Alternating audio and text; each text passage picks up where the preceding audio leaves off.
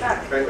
Order. What we're hoping, Right. what we're hoping for is that he can just do his presentation, we hold questions to the end, and then we've allowed for time at the end of the meeting to ask the questions from the board. But there's several slides in here, which are the district slides in regards to response, growth, that we shared with Tim. But again, Tim's been on point for 4 years now, working on these projects with us. Great. Thanks a million, Tim. Take it I away. got the word. You can hold to the end. Right now, Peter. It's Tim's show, not ours. President Crowley and board members, thank you for the opportunity to talk to you tonight about land use impacts, land use decisions, and its impacts on the district. So I'm going to run through this, and I think there'll be a good discussion at the end, but we'll try to do it. I'll try to be efficient in doing this in 15-20 minutes max. A brief outline of what we're going to talk about tonight. One is just in general terms of land use authority of the city. The second, the impact on the district of city planning and project approvals. Third, how the district can influence the process. And the last, district actions on items and strategy that for your consideration. I think that's what the discussion will be tonight, is the best way to address the impacts of development on the district's provision of emergency and fire services. Just to provide some context, these were prepared by district staff. It is a map showing where new development is coming forward in the various jurisdictions that the district serves. You can see there's clustered areas here of new development. At the top of the screen, I guess I can do this, is really the M2 area, which is what Menlo Park is looking at now, but also has had changes before they brought the most recent M2 issue to the forefront with new uses in there, and of course Facebook and others. El Camino corridor, and that goes across various jurisdictions. There's a downtown specific plan, stuff in the county, so that overall corridor, which is obviously important. Emergency route, yeah. Right, and so Menlo Park and Atherton have different proposals for traffic mitigation for El Camino, as does the county for the North Fair Oaks Millfield Road corridor. And so what you don't see and what you haven't heard, I know there's been some discussion, which is how does that all play into the broader, macro view of what's going on in the district, not let alone that you don't see what's going on in Redwood City here, which has huge growth going on in its downtown. So, there's a factor here, there's a nexus, and there's an issue between the growth that's being proposed, and then in some cases traffic routes that are being discussed where there's going to be changes or limitations. I mean, to me, it's hard to understand that we want to grow areas, but we want to limit certain areas for traffic, and yet the jurisdiction isn't always fully aware that their neighbors are in some cases discussing the same thing. You can see the one parallel section between Middlefield Road and El Camino that's both Atherton and the county, and yet when we talked to some of the county reps on that, they were unaware of what was being proposed by Atherton on El Camino. So that's these. We didn't put the response routes up here, but we share that with all the jurisdictions as well. And the last thing is in East Palo Alto. Yeah. So East Palo Alto up by 101, and then also in other parts of its community. Okay, the other context setting is this is a call density chart, again prepared by the district.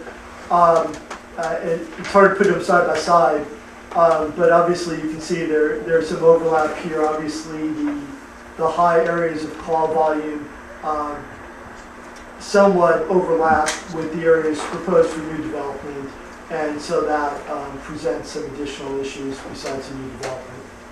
And you can see back in that last one too was North Fair Oaks. Over there. Yeah, so the end of the Up throw, here, right? the end of the throw there for the fire district is actually impacted by current traffic control devices at Station 5. So as we discussed with the county a desire to reduce traffic down Middlefield Road and constrict it, what they probably don't realize is the end of that engine's response area has the highest volume of call activity in non-sprinklered apartment complexes that have high density occupancy. So, it's all relative, At the same time, Atherton's discussed on Fair Oaks putting in control devices, and there's currently 4 between the engine and middle field from its location. So, you know, you get essentially what you get is a compounded effect. All these things we discussed the other day with some representatives from Public Works in Atherton, so that, you know, the word is getting out there. It's just a matter of how you handle it. Okay, so then the other part, just another table setting slide. So when we talk about how the district can influence the city process, we're going to look at 4 main areas: planning actions, which are plans, which are global ways to address development for specific projects; California Environmental Poly Act, which is the environmental review statute; fiscal and financial analysis, which is more often being done as part of plan and project review by cities that call them FIAs. And then, of course, we're operating in a public and political setting. All right, so briefly, city land use power is derived from something called police power. Police power, which is sort of the main component of the land use power, is the protection of public health, safety, and welfare. Those words should ring the bell because that's what the district mission really is to protect health and safety. So the core power that drives a land use decision is really the district's mission. And that's why cities and other jurisdictions must really partner with the district as a public safety agency on these health and safety issues that underlie their planning powers.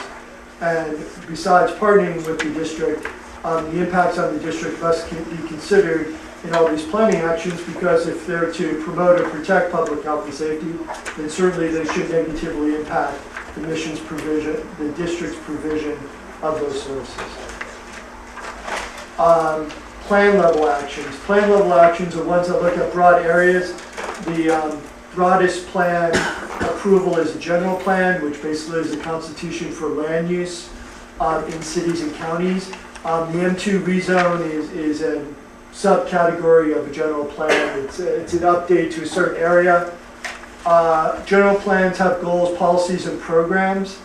We think it's critical that those goals, policies, and programs address the importance of fire services. In fact, under state law, general plans have public safety elements. Those safety elements are supposed to consider the provision of fire and other emergency services as part of that document. So it's a state mandated requirement.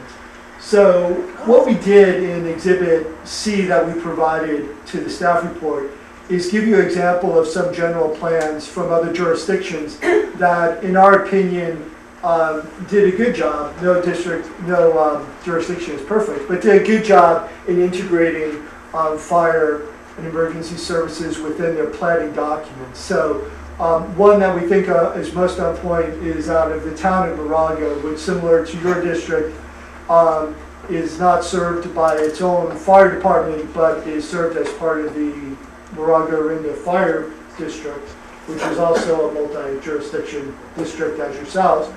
But what the town of Moraga did was, when they did their general plan, they had a representative of the fire district as part of their steering committee. So putting together the components of the plan, they integrated district representatives into it. Then what they did was they set the goal of maintaining the high level of fire and life safety services as their overarching goal in their general plan. They also adopted policies regarding fire station locations and needs, response times, development review of projects by the fire district, access issues, which are addressing preemption of signals and other roadway width issues, and then they have implementing actions. So that is sort of the structure that we think that, and we'll get to recommendations at the end, but just to start off, we think that kind of structure, that in the jurisdictions that the district serves, that in planning documents, that the district's interest should be included and incorporated in both a policy level and implementation level, so that overall when projects come in, the ground rules are set of how you address your concerns.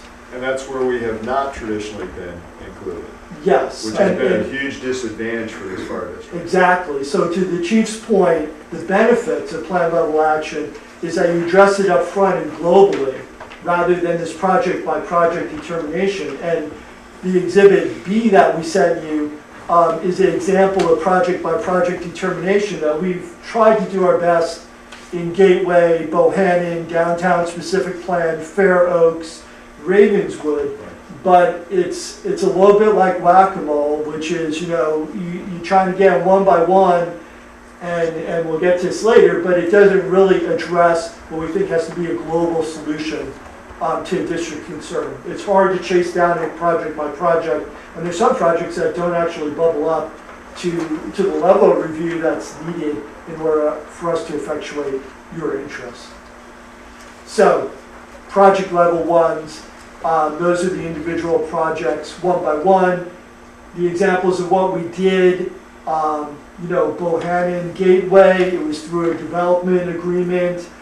All the district really got was money to do, a deposit, limited amount of money to do a fee impact study. Facebook, we tried to influence it through the environmental review process and the planning process. We ended up sitting down with Facebook and reaching an agreement between the district and Facebook to address the district concerns. Fair Oaks and Ravenswood are examples of where we were able, through the cooperation of East Palo Alto and the county, again, these are Exhibit B, to get them to adopt the plans and conditions we talked about.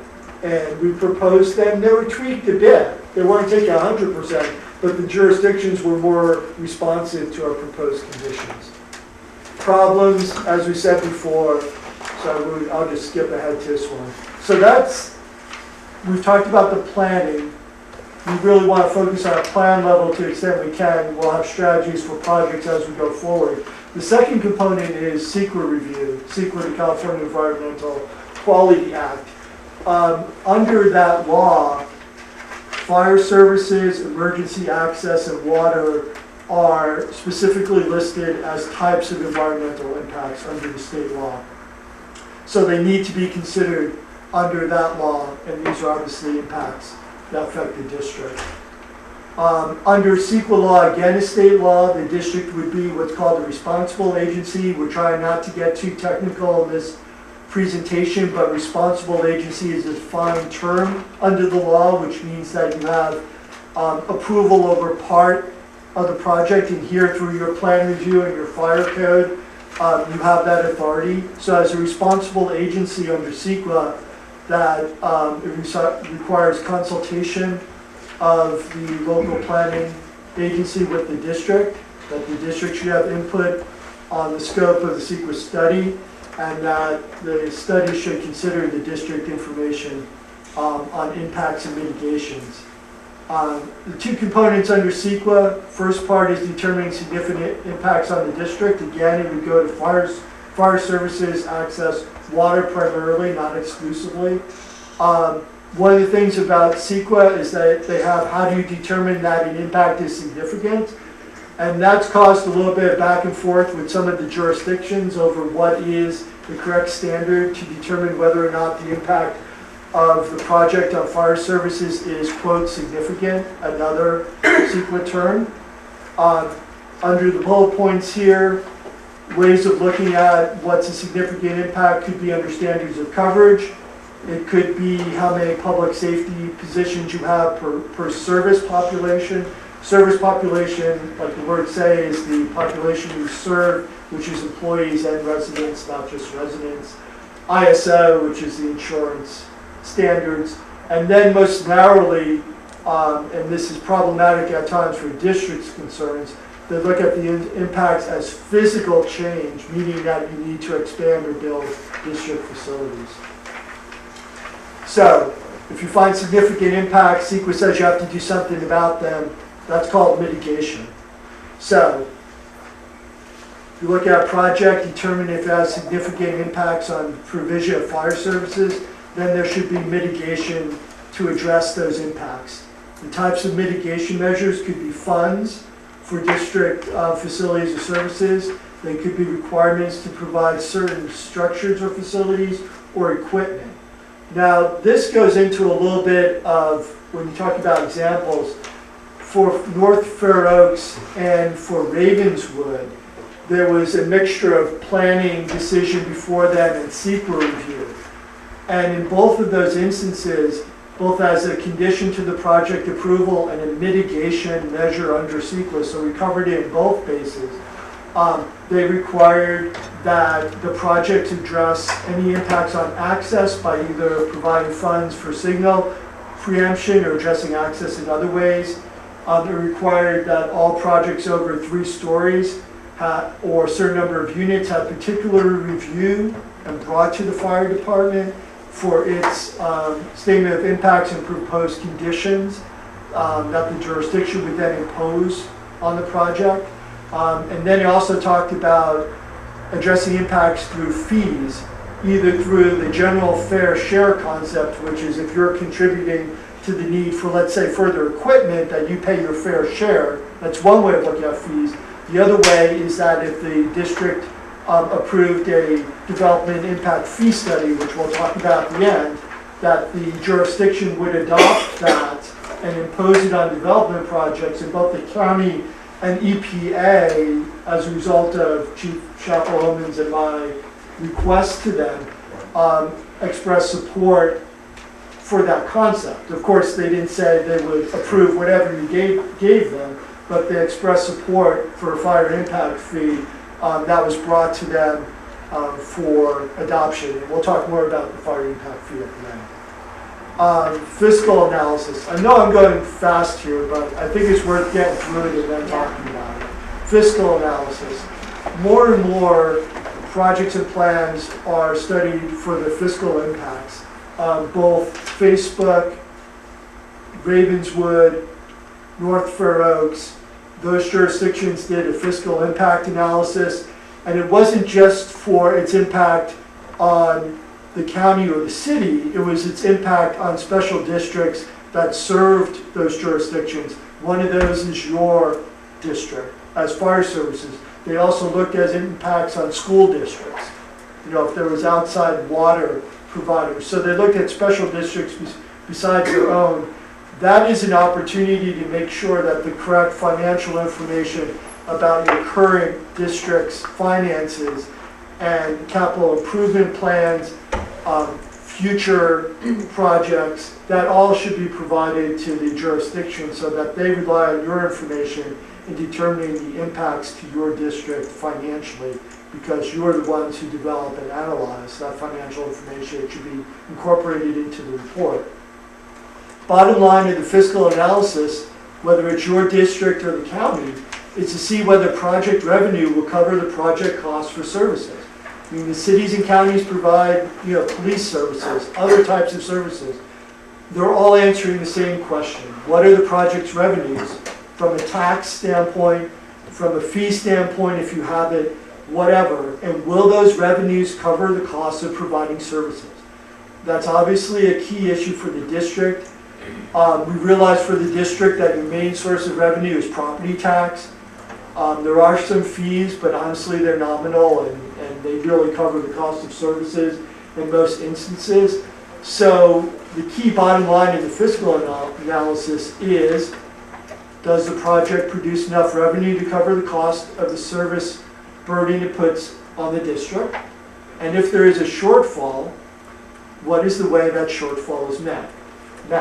And again, impact fee is one we'll talk to at the end. You'll see a thread in this presentation of an option that can be used to address shortfall of revenue from projects. Last thing I'll touch on, but I'm not going to speak much about because it's sort of obvious, is that land use decisions operate in a public and political process. So, a district, as a fellow public agency, certainly has the ability to impact a land use decision-making process through public or political avenues. That's just the nature of how that power is exercised, and it's just an acknowledgement of that's the arena it operates in. Okay, so some brief issues. We're almost at the end. So some brief issues that we want to touch on that are related, but a little bit on a tangent, just because they've come up. So on the fire code.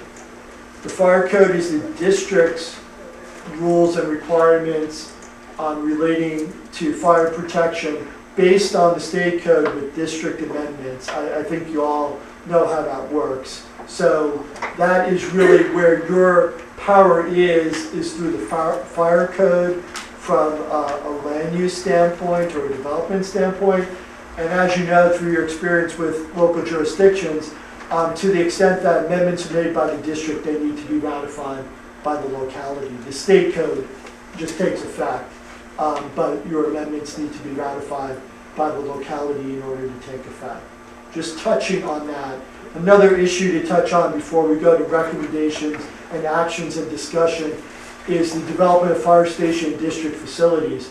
The district just went through this with Station 6, previously gone through this with EPA.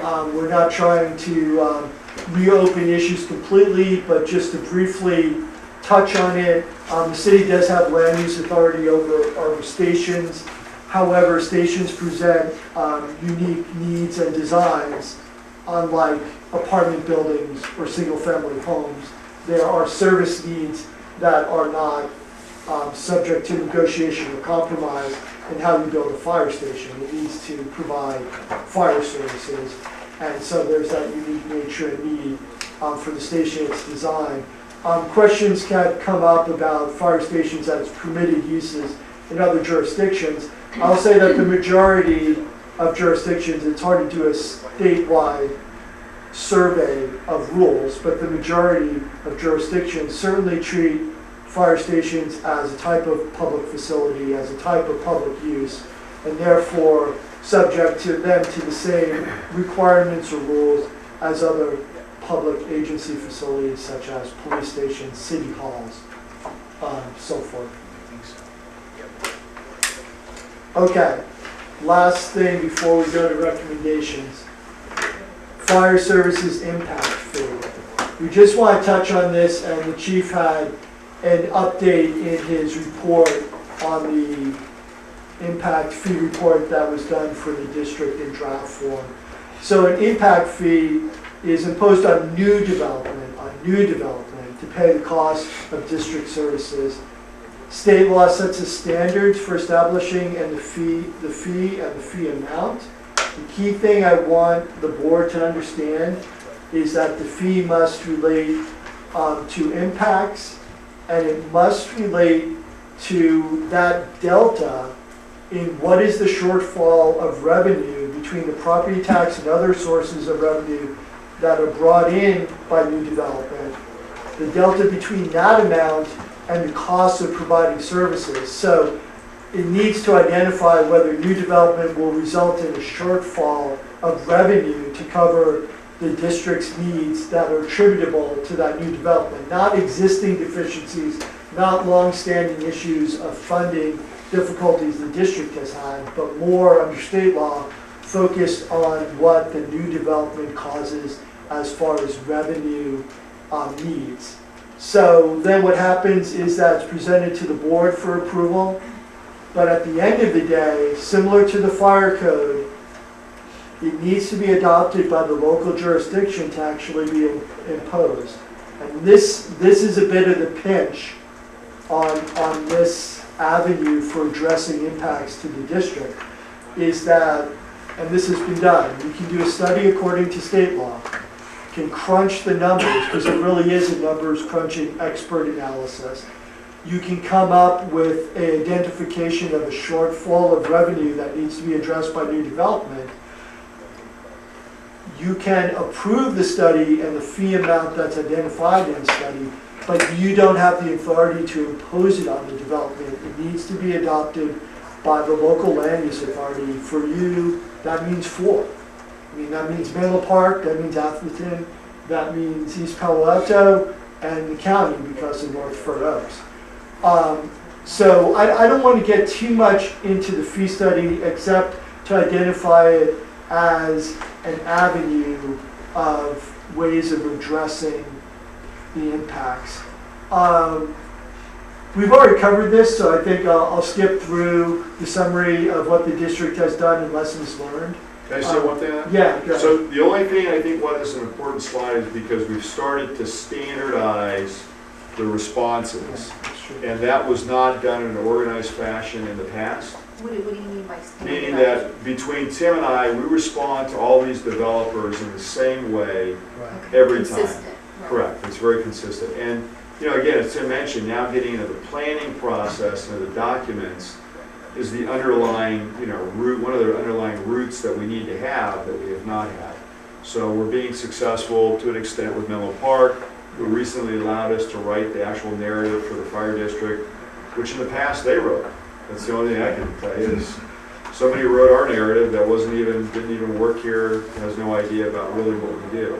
So we've been able to change that. There's some improvements that can still be made, but those are things that are going on. Right, and just to the chief's point, because it's a good one, is the district has been consistent in all the projects we just listed.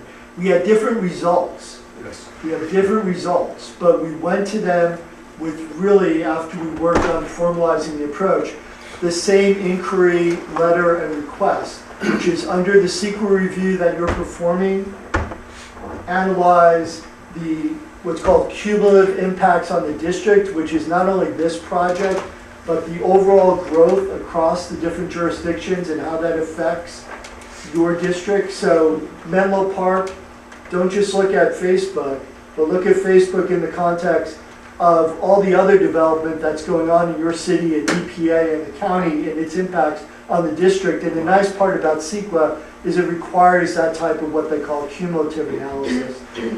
So we've said that on a CEQA level, on the planning level.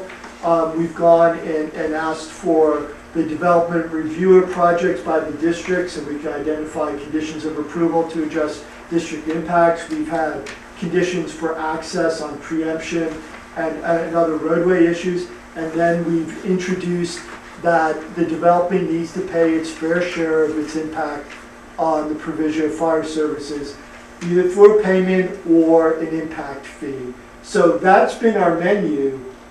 It just played out, you know, in various ways.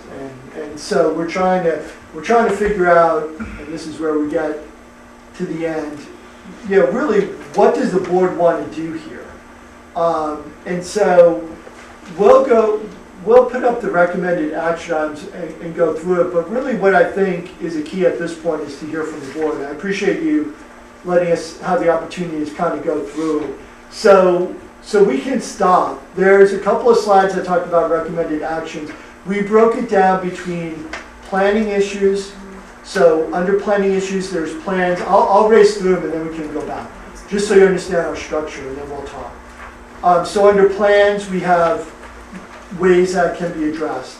Not written in stone recommendations. For projects, same thing. Then we drop into CEQA, and then we drop into fiscal analysis, and then we talked about fees.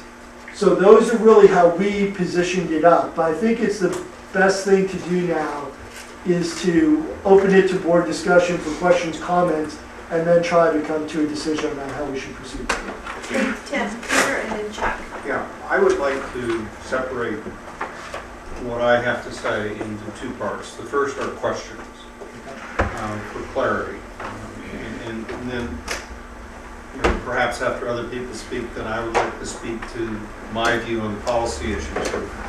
And I also bring to this my experience as a planning commissioner in Palo Alto, during which time we rewrote the general plan in the city of Palo Alto. So I'm intimately familiar with the state law, but I think it's important that the record here be clear. You used a word which I don't see lawyers use very often, which is must. You know, frequently the lawyers say should, may, etc. But repeatedly in your presentation you used the word must in talking about things that must happen. And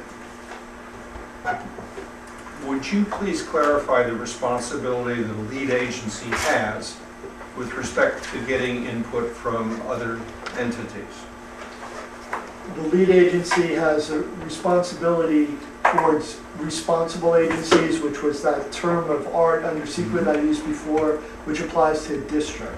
So as a responsible agency, the requirements under CEQA are for consultation with the responsible agency upfront, with consideration of the information provided, and then the responsible agency has the opportunity to object within the process of how the lead agency is conducting their CEQA review. That's under CEQA, which is statutory. State law, correct. State law. Yeah. Second question. Under state law, how often must the general plan be updated? The answer is every 10 years. It is, but I was getting, the reason why I paused, thank you, but is because people have argued about the teeth in that requirement, but yes, that's what it says. There are a lot of old general plans out there. And that means Yeah. that a general plan must in fact be updated every 10 years. Not a piece of it, not a part of it, but the general plan must be updated every 10 years.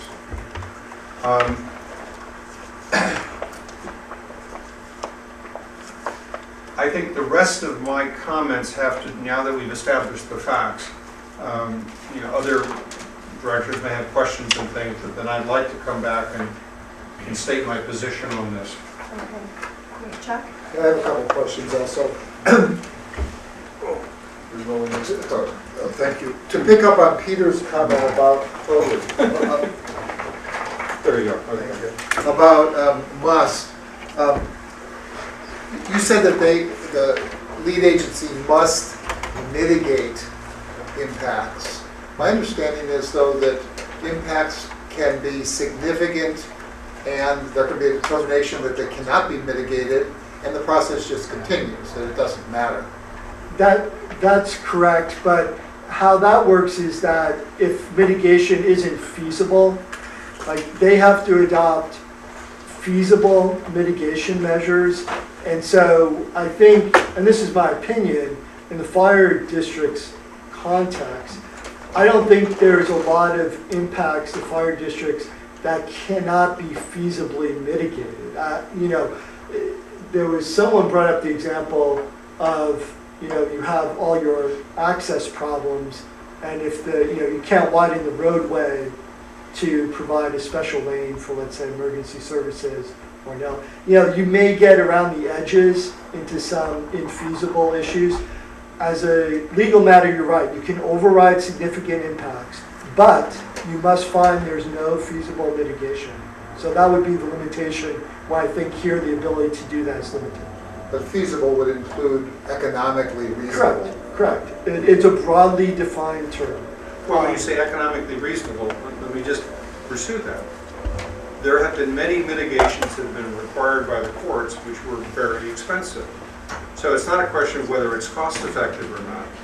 When Tim says something is not feasible, it means that it's scientifically not feasible or technically not feasible, not that it's expensive. Well, it's defined broadly. I will say that there are some policy aspects of the CEQA definition of infeasibility that you need evidentiary support for it, but it's not as strict as like technically infeasible. That's too narrow. There's a spectrum, but the point is you need evidence of infeasibility, and you need to show that it truly can't be done for a specific fact-based reason. Not just you don't want The to. reason I brought that up, and I'm not arguing against doing this, please understand that. It came up numerous times in Menlo Park with the downtown plan, for example, where they said, sure, they could make El Camino 2 or 3 levels high, Right. but that was considered infeasible, and so that wasn't even going to be studied. But the other thing, some of these plans now, for example, the downtown plan in Menlo Park, those approvals now are going through at the plan level such that there is no further project approval. So it seems to me that one whole area that you've analyzed here seems to have been taken off our plates at that point. Is that correct? Well, I will say that, and this goes to that plan versus project description we were having earlier. That's why it's critical to get in on the plan level, because to your point about the downtown specific plan, it has environmental review done as part of that, and there's state law that says that for certain types of projects that come in that are consistent with the specific plan, really get green lighting, and they don't have a significant discretionary process that follows them up. And that's why, there's a ship has sailed aspect to some of the planning decisions, not all. But that's a good example, and it's true. Like for residential projects under the downtown specific plan, there is very truncated further review. It's design level and that's it. My understanding is that, if you could confirm this, that that's also true of the M2 planning. They're trying to, in a sense, give development rights by right, and there will be no project reviews or very limited project reviews afterward. I'll say, since it's still being developed, it's hard for me to say definitely what the goal is because it's draft policies, but certainly that's more, even though it's a subset of the general plan, sort of an area plan. I think you're right. The goal is to set the standards to streamline further approvals. That's true. How that works out, it's hard to say because it's in draft and they're still working on it. Thank you, those were my questions. Rex?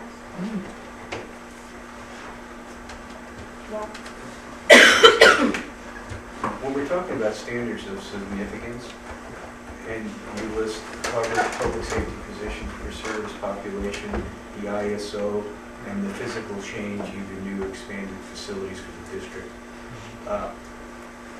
When we're talking about these nexus fees that we can impose, we need the approval of the particular jurisdiction, either the city or the town, in order to impose these, correct? Of a development impact fee, yes. Okay. So, as a for instance would be our ISO rating is a class 2. Okay.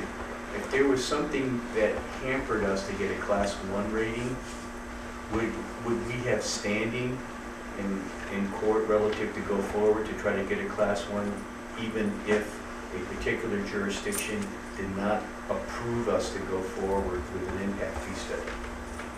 Well, the jurisdiction really doesn't have power over ISO issues. I'm talking about the impediment of us getting a class 1 rating under standards of significance. Would we have standing to litigate that and change the impact fee aspect? I think that would be a difficult lawsuit to bring because of how to tie in the action that you're challenging. I don't think it really would fall. I brought it back to the CEQA slide behind you. You don't think so? Yeah, not under a secret review. There may be other ways to get there, but I'm having trouble coming up with an idea of how you structure a suit concerning jurisdictions' impacts on your ISO rating code. Because part of the ISO would be response times, and then we go back to our original jurisdiction to actually control those response times by the different routes within our district. That's what I'm trying to understand, an avenue for us to maybe help us along with these different communities in order to have our demands or our avenues of concern to at least be reviewed by them. Okay, I think in that context, then certainly through one of the justifications of establishing the fee under a fee study, you do set, like currently, it looked at public safety position, it looked at service population, right? That's the current study that was done. But you do have discretion within the study context to choose what's going to be your standard that it's measuring to. And so standards of coverage or ISO could be used rather than service population. So that's one tie-in. Also under CEQA, certainly if the board established a policy that it wanted to meet a certain response time or a certain ISO rating, then we could use that as a way to get the districts to use that as a standard of significance in your secret review. So I think there's paths, I'm just not sure if there's a lawsuit that I can identify right off the Yeah. bat to go Let me there. give you an example of something that I think addresses this in a city, well, Menlo Park, for example, has established a certain standard for traffic at intersections. And each city has its own standards for what's acceptable traffic. And it has a huge impact. And the Menlo Park standards are very different than the Palo Alto standards for what constitutes a congested intersection. And so I think what you're suggesting is that when we do the standard of coverage and say this is what we currently are able to provide, the next question is, if we were to go for a class 1, what would we have to provide in the way of response times, coverage, etc.? And it's fascinating because once the city of Menlo Park adopted sort of what is their acceptable congestion standard, that drives all sorts of other things. And when they made that decision, people were oblivious to the other impacts of that decision. Right. That's why I brought up the ISO as an example, because that not only doesn't that affect insurance rates, but it also affects response times and auto aid, mutual aid in other communities. And one other thing to hang our hat on. No, I think that's a good point, and let me be clear that the district has complete discretion to set the basis of its standard for coverage. In other words, you have the complete, and other jurisdictions should use that when they analyze the impacts on your district. But you would need to set, that. That's the key. And But that has not been done. The board has never adopted the standards of cover, the ISO. And that's one of the things that we've gotten hit with by the developers, is that Right. there is no standard. But we're working on it. Correct. Right. But we are working on I'm not even talking about just doing the the report. National Fire Prevention Association guidelines, or are we using something else? Well, What do see, we- all those NFPA, ISO, standards of cover, those all, you have to adopt something. You know, as you get an NFPA, you have to be careful. If you adopt it in its entirety, you can get yourself into standards of 4-person companies. If you adopt ISO, it's not just that, but if you said, you know, we're gonna litigate, well, that's also water supply. So you'd be litigating with all the water purveyors, the cities themselves, because many of the things that don't allow us to get to a class 1 are things that we have no control over, which is water supply, dispatch, staffing we do, but we would have to follow our own standards for pieces of equipment and so forth. So, I mean, it's a two-edged sword any way you look at it. Once you set the standard, you also have to meet the standard, Right. whichever one you choose. Chuck? I just wanted to ask one more question. My understanding, and my memory's slightly hazy on it, but I just wanted to confirm. My understanding is that actually CEQA is being watered down right now. There's a new state law that prohibits level of service to be a criterion for denial of an application under CEQA. Is that correct? there is a current implementation of state regulations to replace level of service with a vehicle miles traveled standard.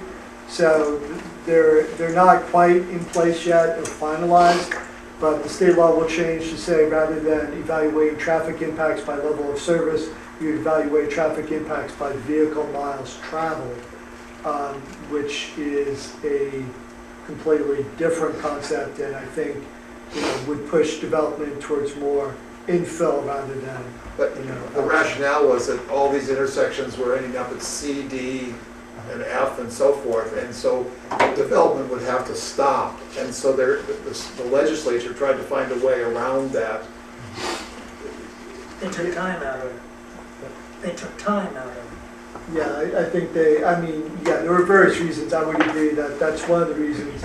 And for certain jurisdictions where traffic is, they just consider it acceptable, you know, some urban areas where they're like, okay, it's gonna be F, which is the worst, and we don't really care if it stays F, then the thought was, let's analyze this in maybe a different way. And each jurisdiction was allowed to establish what level of service was considered as kept. That was the state law.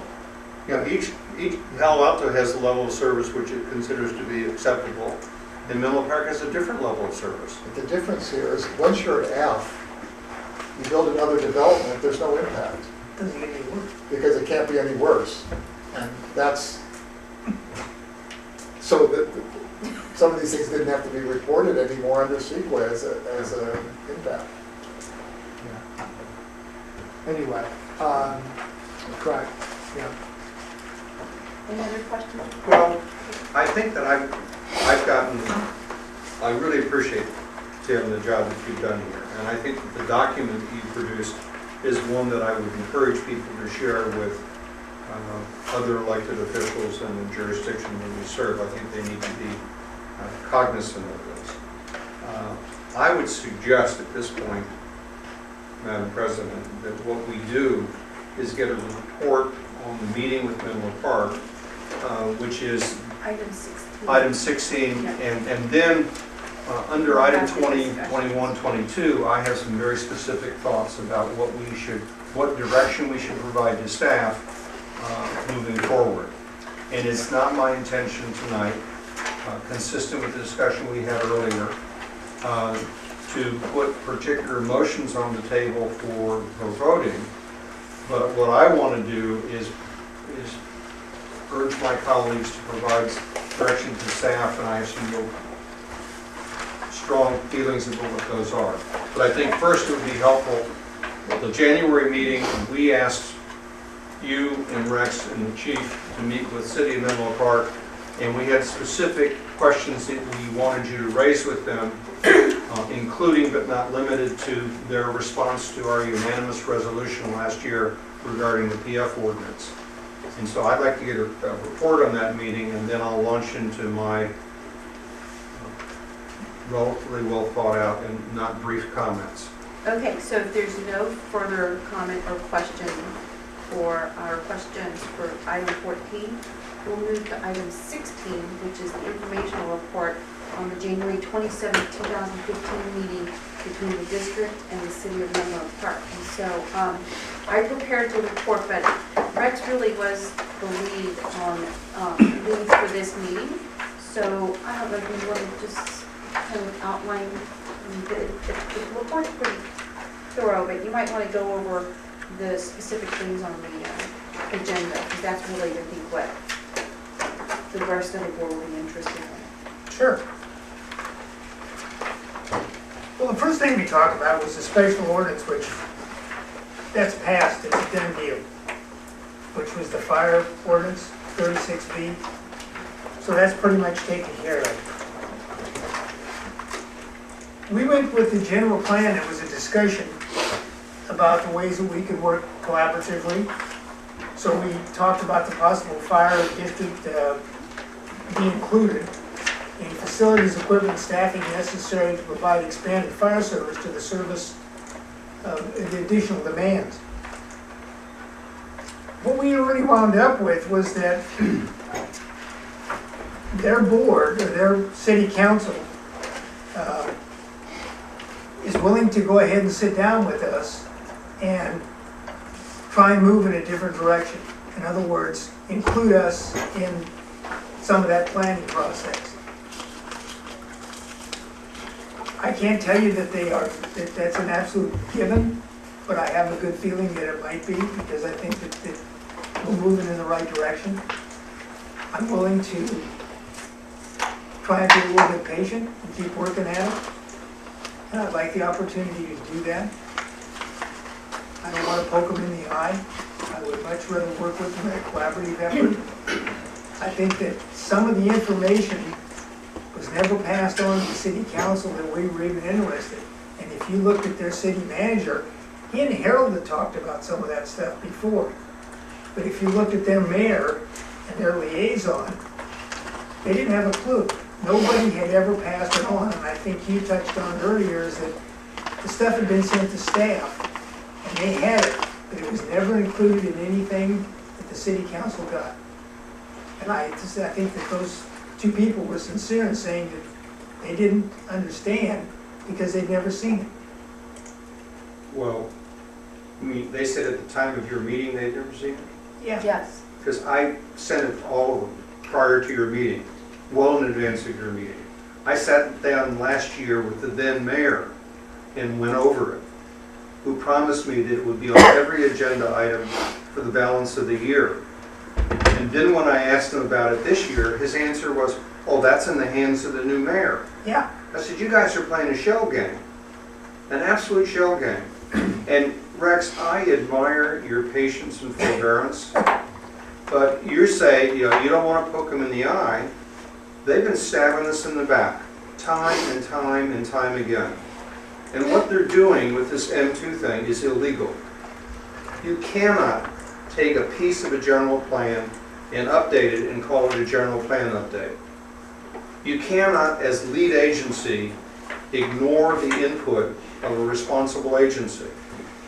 And, you know, earlier in the January meeting, I went through the list of things where they just constantly stabbed us in the back. And I'm stunned that we sit here and say, well, we don't want to poke them in the eye. I mean, these people have screwed us over time and time again. And I've shared the emails with council that, you know, where I've sent the resolution to every single sitting council member. So they can't say they didn't get it. Now, they may not have gotten it from the staff. And I consider the PF zoning ordinance to be a litmus test of their willingness to work with us. Because all we're asking them to do is add one little phrase to their ordinance. And we would still, when you look at fire stations, etc., we'd still have to go in and get plan approval and everything else. It's not like they're giving us a blank check. It's just recognizing that we are in fact another government agency. And as far as I'm concerned, their refusal to do that, their continued refusal to do that, is a very clear indication that they are going to continue to stab us in the back. Now, we have two alternatives. We as a board can take a strong position and say to the city of Menlo Park, look folks, that's not the way it's going to go. We're going to hold you to the letter of the law. And Tim's done a wonderful job tonight showing us what the letter of the law is. The other alternative is that we as a board ignore it. But the fact of the matter is that I as a private citizen can sue them on their general plan. I as a private citizen can sue them on compliance with CEQA. And fortunately, I have sufficient time and resources to do that. But I don't think I should take on that responsibility. I think that's the responsibility of this board to say to the city of Menlo Park, enough. You know, we're not going to allow this to continue to be deferred. You know, we're not going to continue to have conversations. You've got to get serious. I think the city of Moraga's general plan is a great example. You know, right now, the city of Menlo Park should have somebody from the fire district sitting in on their staff work for M2. and I don't disagree with you. You know, and we're not going to get it by sitting here and being nice guys, Rex. We've been nice guys too long. Harold's the ultimate nice guy. You're the second ultimate nice guy. And what has nice guy gotten us? There's not a single thing that Tim has put up there. I mean, I remember the conversation about Gateway. And we went to them and said, hey, we want some stuff. And they said, look, there's only so much money we can get out of Bohannon, and we're taking all of it. And then to add insult to injury, at the very end they said to Bohannon, well, we need to add $50,000 worth of landscaping before we'll approve it. And there wasn't a penny in there for the fire district. And so I think, you know, I would ask my colleagues to join me in this evening saying to staff, you know, we want you to come back with some very specific recommendations for what this board should ask of the city council of Menlo Park. I don't want to deal with the staff anymore. I don't trust the staff. I don't think they're being honest. I don't think they're doing their job. And I think the shell game that we see being played by consecutive mayors is to say, well, you know, there's a new mayor. Anything that I said last time is, you know, no longer, it's the new mayor's responsibility. And I have put in to the board packet the kinds of things that I think that we should ask for. Now, I'm not asking that we vote on that tonight, but I think that we need I would propose that this board tonight say to the chief and say to council, we would like you to come back with a staff recommendation as to what specific communication should take place between this board and the city council. And it's, strong letter to follow. We're going to be very specific about what we want. We want staff participation in the planning process.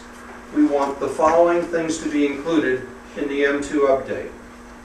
And I read with sorrow the letter that Tim wrote to the city of Menlo Park about the downtown specific plan, saying these are the things we want. And they simply blew us off. Totally blew us off. Nothing that we put in that letter, that Tim put in that well thought out letter, got incorporated in the specific plan. So I, for one, feel that interacting with the city staff is a huge waste of time until we get the attention of the city council. And we're only going to get the attention of the city council if we're willing to say, stop, we're not taking it anymore. I don't disagree with you, but I think before you go to them, that you need to have the standards of coverage. I think we need to sit down and say that this is something that we've thought out. This is what we look at, the standards of coverage, the nexus study, what are our response times, what is the traffic, and you give it to them and go, this is what it takes to get us where we want to go. They're closing the door on input on the 1st of May. Anything we say after the 1st of May is going to be ignored because that's when they're closing the door in terms of the scope of study that they're going to do for the sequel. And we're going to be right in the same position we've been in before. They said, well, gee, you're too late. You're describing a process. Yes, we have to go through standards of coverage, but I've outlined in the recommendations I've made here tonight that whatever the standards of coverage said, we need a parcel designated in the M2 area for a new fire station, which we would then acquire by eminent domain. I don't know where that's going to be. Standards of coverage will determine that. We need to say to them, hey folks, if you're going to do this, you got to deal with the Willow Road issue. And it's not a question of creating a new right-of-way. The right-of-way for Willow Road is plenty wide if you get rid of the parking and the bulb outs. So we're just saying to them, hey, you got to clean up your act. The priority's got to be emergency response, not people parking, not bulb outs for pedestrians. I beg you, please look at the recommendations I've made to you here. And I think it is a huge mistake to engage in, we're going to continue to talk strategy. I think we have to be very explicit about what we want.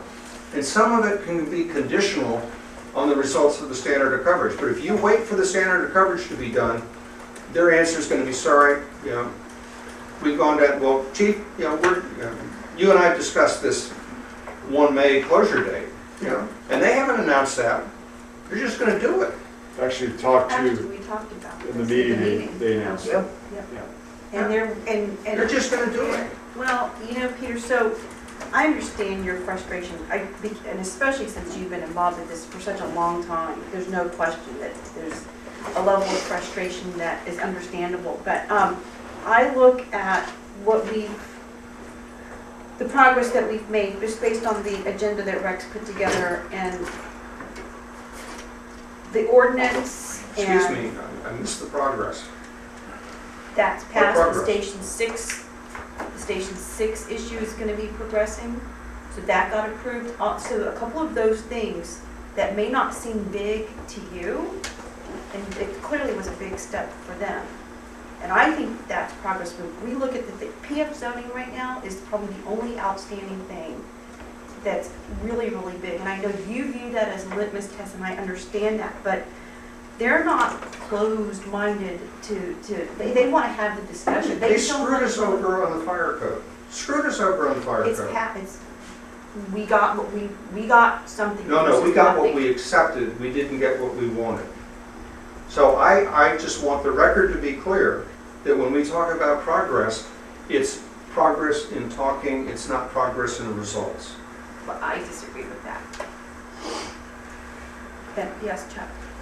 I just want to say that a couple of issues here. One is, I don't know if I'm proud or not, but I actually got 3 times as much money out of David Bohannon than the fire district did, because he spent $150,000 to defeat me when I ran for city council on precisely this issue, with a lie, by the way. But I think that the fire district, in fairness, has not done its duty. I think Rex's comment is right. I've come to meetings here where people were looking at their watches and trying to get the meeting done in 25 minutes. And this was a time when we were supposed to have, after Gateway, we were supposed to have established impact fees, and we did not. We're working on it now. I pushed very hard with the chief to get it on our March agenda for the finance committee. I'm not disagreeing. I agree wholeheartedly with your concerns. I think that we need to do something about this. We need to deal with the economic externalities of development. It's not being done. It's not being done in the fire district. It's not being done in the schools. It's not being done in the water agencies. It's not being done in the sanitary districts. And all of these things, water pressure, the availability of water, the availability of quality school, all this kind of stuff is suffering. We are getting worse off as a result of development, because developers aren't paying the full economic cost of their development. And I totally agree with what you're doing here. I would say, let's clean up our own act. Let's get this impact fees. Let's be clear what we want to ask. To say we want something but not know what we want, I think makes us look weak. I think we've got basically 2 months to get our act together and say, this is what we want. And that we should say what we want, but we haven't been capable of saying that because we don't know. There's no way that in 2 months we're going to do the standards of coverage and impact fee. They're both due in 2 months, why not? The impact fee report will come back to the board in April, and the standards of cover report, no, it's not going to be that long. He's further ahead than he anticipated. I know he has to do interviews. I think I mentioned that to all of you to get done with you. But I'd have to say probably around April as well. I mean, we're shooting for May for both of these. It was very clear that May was a time deadline. Right. But to address Director Bernstein's question or issue, we have been saying what we wanted, but this will fine tune what that needs to be. Because you have to adopt standards. Come back in April. Are you going to have a resolution for the board to sign which has as an impact fee resolution that the other jurisdictions can then vote up or down? The impact fee report will be done. Yes. But then we still have to get concurrence from the jurisdictions that they agree. When you say impact fee report will be done, Right. is part of the report, for example, when we do weed abatement, Right. we adopt an ordinance. So this is the weed abatement ordinance. Is that April report going to be an impact fee ordinance, a draft ordinance? It can be. It has to. Right now, at this point, the vendor is prepared to present to you. We tried for March. We couldn't get it because it's too soon. And if you want us to do that, which I believe that you do, because we were on a timeline, we can put that in place. It still doesn't get us concurrence from the jurisdictions, but you could adopt. It speaks to Chuck's point that yes. I think we need to get off our butts and start putting specific demands on the table. And I have great respect for what Tim has done in the past, but he has been ignored. And I think we have to step it up and we have to say, this is not council speaking, this is not the fire chief speaking, this is the fire board speaking, and this is what we want with respect to M2. And if we don't get what we want with respect to M2, we're going to do everything we can to block the environmental impact report, to block the general plan amendment. And if folks, if we're not serious about that, then just go home, because they will continue to ignore us. I disagree with that. I think that the mayor. Well, you weren't. We're trying to impart what happened in the meeting in the best way possible.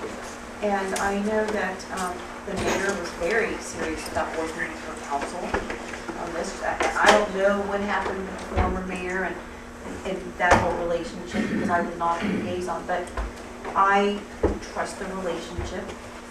I know She's her. gonna be mayor for how long?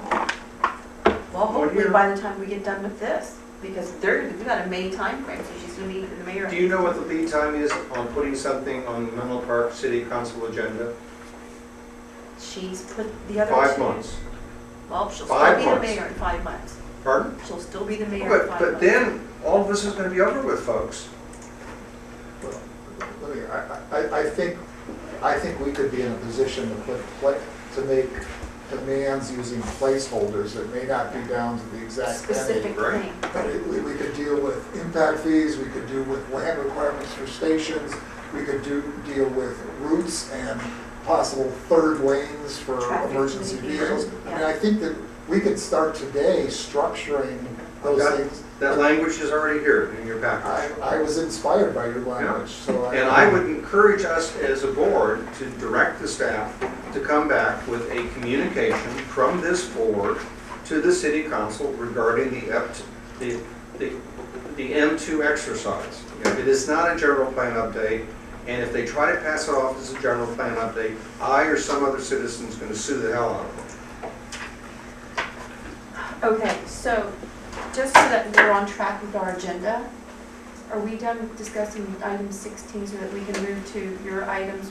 Well, I think we- they're kind of overlapping, that's all. I think actually, to a large degree right now, what we're talking about is 20 and 21. Yeah, I agree Um, with that. So I just want to so- make it clear that we're Absolutely. no longer on agenda item 16 and that we're moving along to Yes. 20 and 21.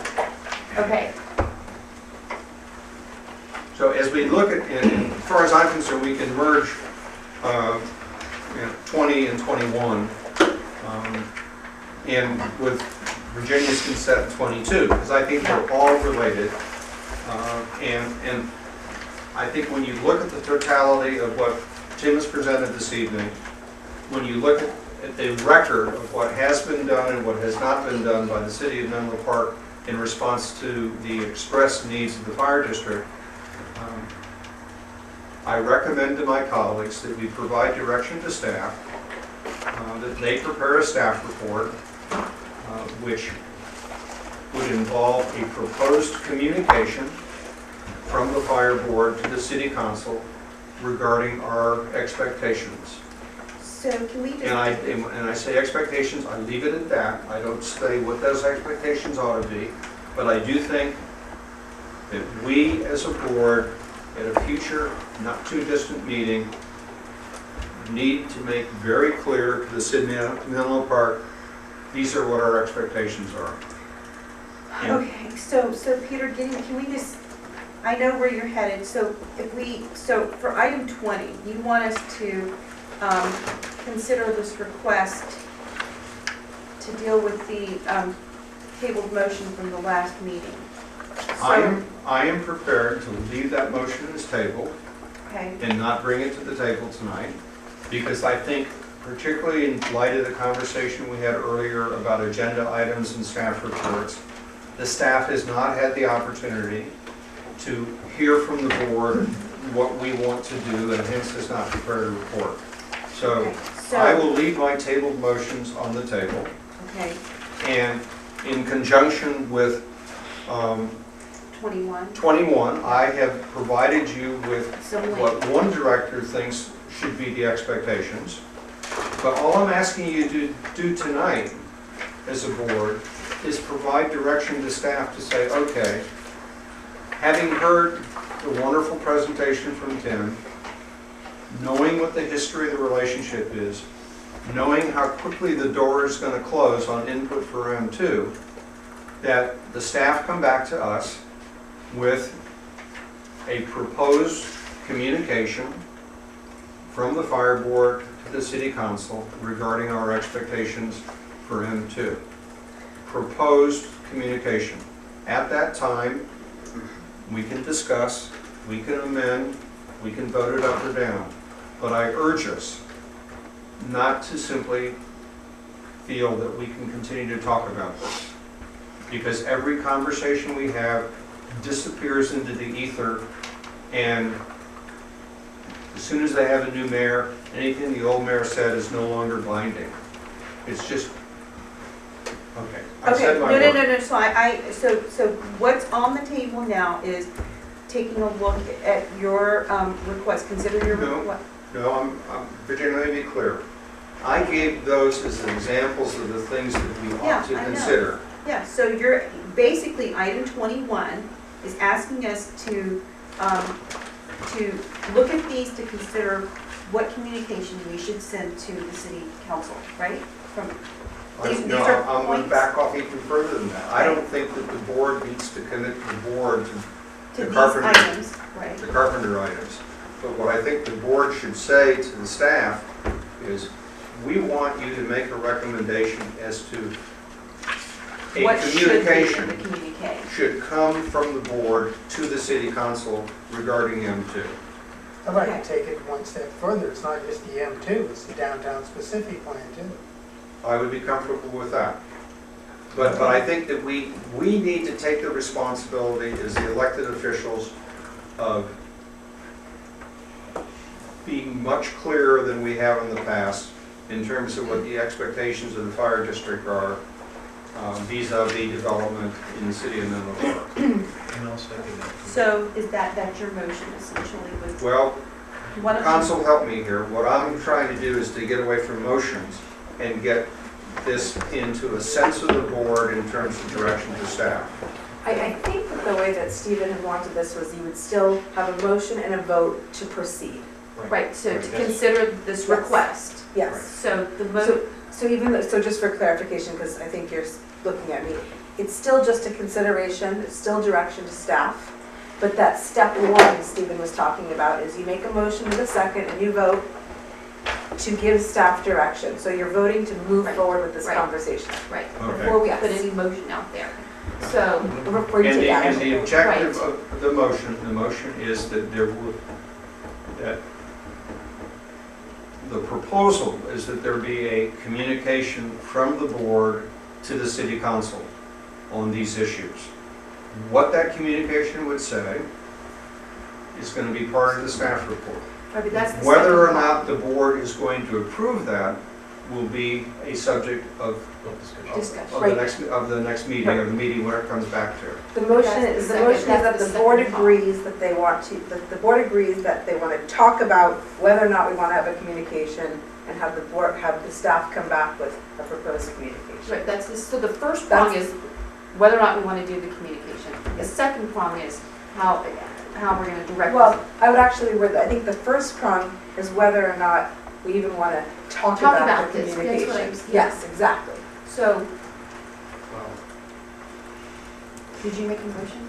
I made a second. Second. With his vote. Okay, so all in favor to talk about this issue, say aye. Aye. Aye. Anyone opposed? Okay, so that passes unanimously. So now the second prong is exactly what you're saying, is to direct staff. We want to- now, I would like to encourage us individually, at this time, on the public record, to give input to the chief and to council as to the kinds of issues that we think should be addressed in the staff report. Okay. And I have articulated what I think should be our ask. Other people may have other views. Okay, so There's a- that's not the same thing as what you just. There's a slide behind you too that was in the presentation that does cover some of this. So I misunderstood, I must have So, misunderstood. just to clarify, this is what I had as Director Carpenter's motion, was to recommend to direct staff to prepare a proposed communication from the fire board to the city of Menlo Park with expectations based on this attachment in regards to M2 and the downtown specific plan. Not based on that attachment. Not based on the Right, attachment. right, right. Not So that based on was- that Okay, attachment. so just the I expectation. want the The staff expectation. to have the flexibility of looking at other issues. I want my colleagues sitting here tonight to have the ability to raise other issues they think that the staff should consider. But I want it to be made clear that, we are going to ask ourselves the question, are we prepared to go on record saying what we what we need and expect regarding this M2 upzoning? Or are we simply going to sit back and take what we get? Okay, so, Yes, wow. Tim Graceli, except I would like to forward this to you, Chief of Staff, and have yourself and your senior staff come up and fill in some of the blanks for us here of what your staff feels is important. I know what I want, but I would really like to hear what you and your staff want also.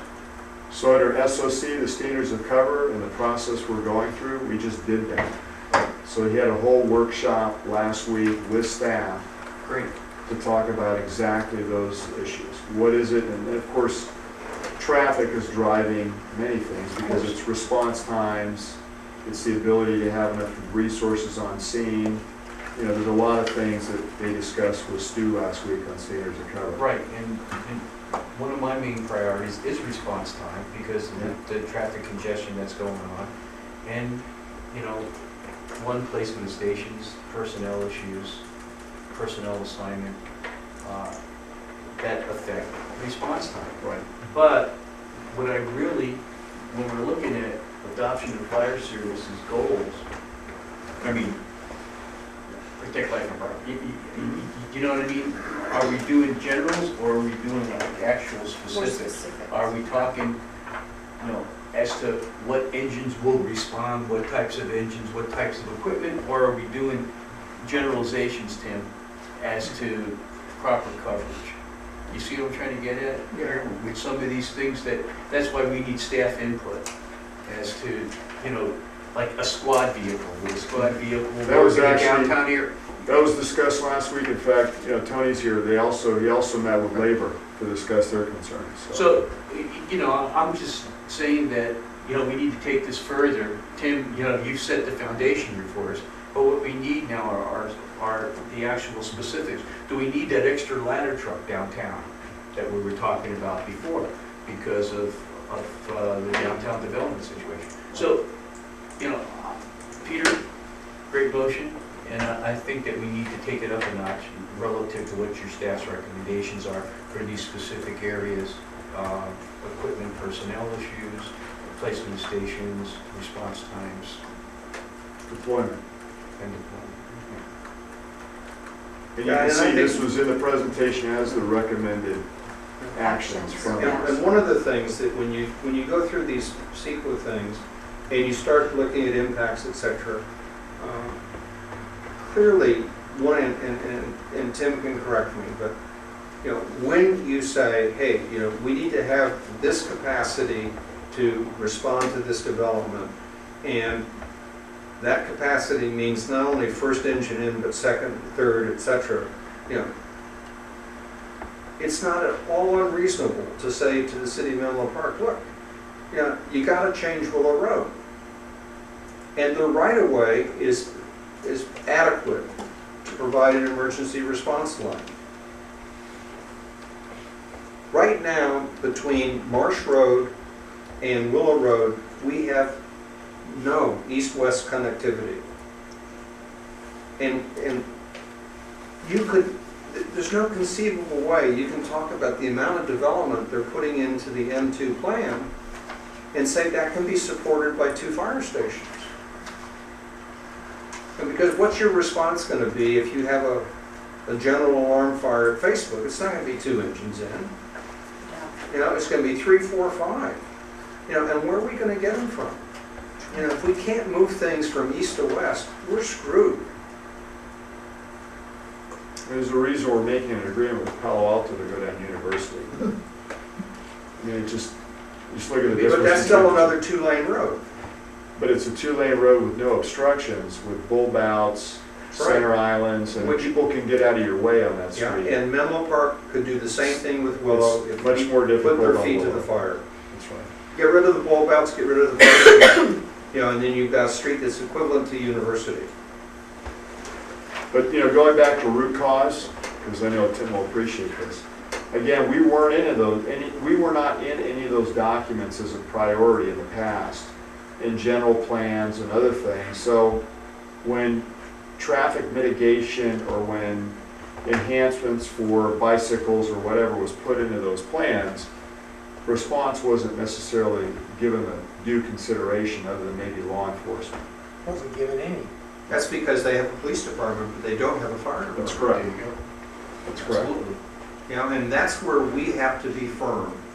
And I'm all for conversations.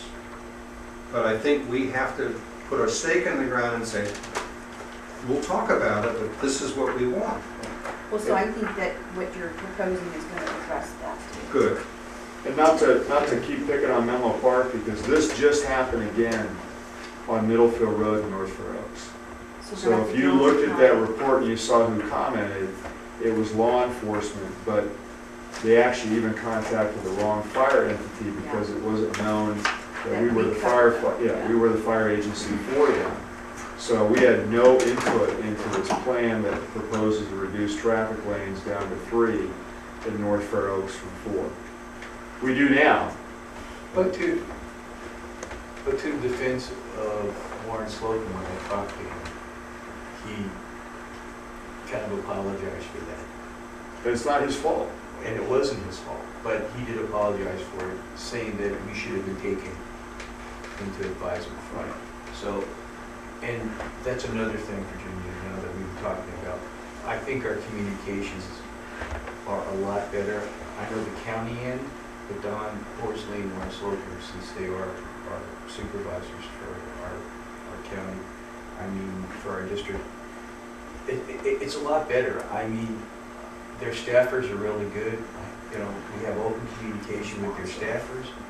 I mean, so we're heading in the really right direction for that. But as Peter said, you know, we've got to put their feet to the fire and let's go forward and get your recommendations so we can go forward faster.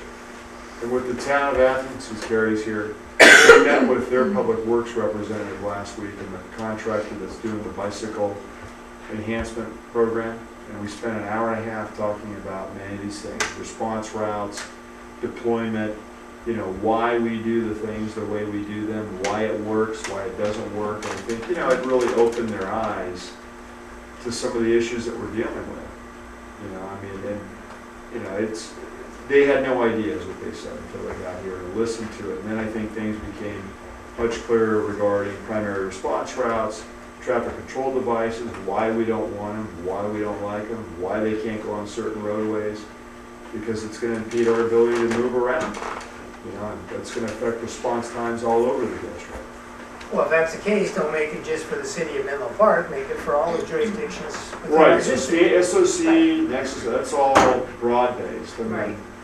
you And know, we it's- made it clear in the meeting that we have, with Menlo Park, that we must look at the whole district. Right. And anyway, so Chuck, you had a comment, and then I know Tim wants to say something. I just wanted to make the comment that, Peter's comment that a fire department is in a more advantageous position than a fire district. I don't think it's necessarily true. I mean, they're under the hierarchy of the city manager and the council. As an independent agency, I think we actually have more opportunity to speak out. And I wanted to point out Redwood City has beautiful, I mean, this example, beautifully written plan goals in here, just absolutely lovely. And then there's this thing that says, local response times to emergency situations for the fire department are currently exceeding internal standards. So what's their response? More development. So I think we have a better opportunity to do something about the problem than Redwood City does. And I would urge us, as Peter has, to take advantage of the position we're in, get something done in the next 2 months, and let's make it. And we have to hang tough. Yeah, I agree with So you. I think that what you're proposing, Peter, sending something to the council is good. It's, I think that'll help, and hopefully it'll be effective. Because, you know, if it goes to the staff, then it goes through this 4 or 5 month agenda process. So we need to learn from a resolution last year. We sent it to the city, fully expecting it to be presented to city council. Never was. Okay, They have a problem. We have a tape that needs to be changed real quick in the camera. And we're- okay, because then Tim How many tapes again we wants have? to say something. It's my last one for tonight. Oh, thank you. We have a long way to go. Do you think we can go out to, is Walgreens still open? Can we get another Very ticket? close, actually. Huh? Do you think we can get a ticket? Well, let's do what we can with what we've got. Yeah, take us I mean, to I sec- said my piece, I'm gonna be quiet. Well, no, I feel think we're moving passionately about forward. this. We're moving I'm forward. prepared to move forward. Yeah. But Anything else? do you, no, I think we should stop Yeah, talking. please. Okay. for just a moment. For Jesse. I need your help again. I'm sorry.